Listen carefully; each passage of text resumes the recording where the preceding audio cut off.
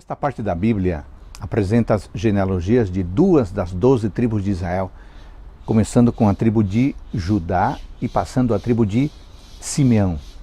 Na verdade, o cronista já havia começado sua descrição da tribo de Judá no capítulo 2 de seu livro, mas no capítulo 3 parece que fez uma pausa para considerar a casa de Davi separadamente.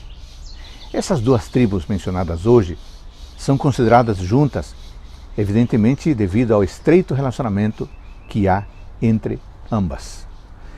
Na primeira genealogia, são destacados especialmente os nomes de Jabes, Otoniel e Calebe.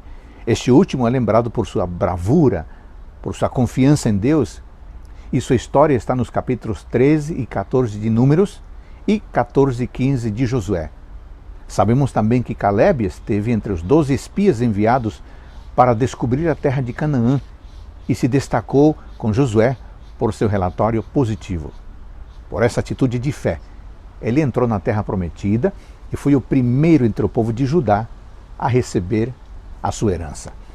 Por outro lado, Otoniel, genro de Calebe, se destacou por ter sido o primeiro juiz de Israel a introduzir reformas e paz na nação. Sua história está em Juízes capítulo 1, versículos 8 a 15 e capítulo 3, versículos 5 a 14. Mesmo que esses dois personagens tenham destaque, o cronista apenas os nomeia. Como vimos, para conhecer sobre eles precisamos de ajuda com outros registros bíblicos.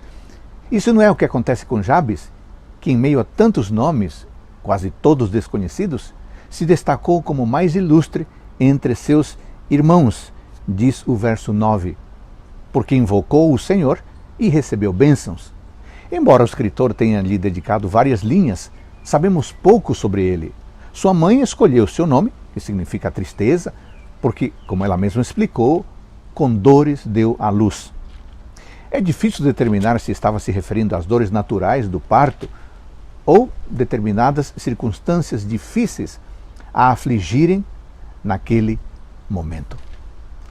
O fato é que Jabes orou para que o Senhor mudasse seu destino. Isso porque, de acordo com os costumes da época, os nomes eram símbolos do caráter e do destino de uma pessoa. Jabes não desejava que as condições que rodeavam seu nascimento caracterizassem o resto de sua vida.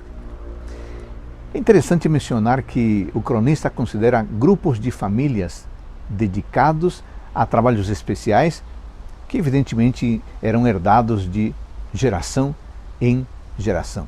Ele faz menção aos artífices, verso 14, aos que trabalhavam com linho, verso 21, e aos oleiros, verso 23. Quanto à casa de Simeão, o comentário do autor não deve ser negligenciado.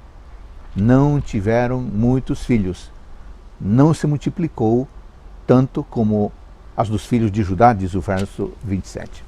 Voltando à história de Jabes, já dissemos que é impossível conhecer especificamente o contexto de seu nascimento, mas podemos sentir-nos identificados com a dor que sua mãe sentiu.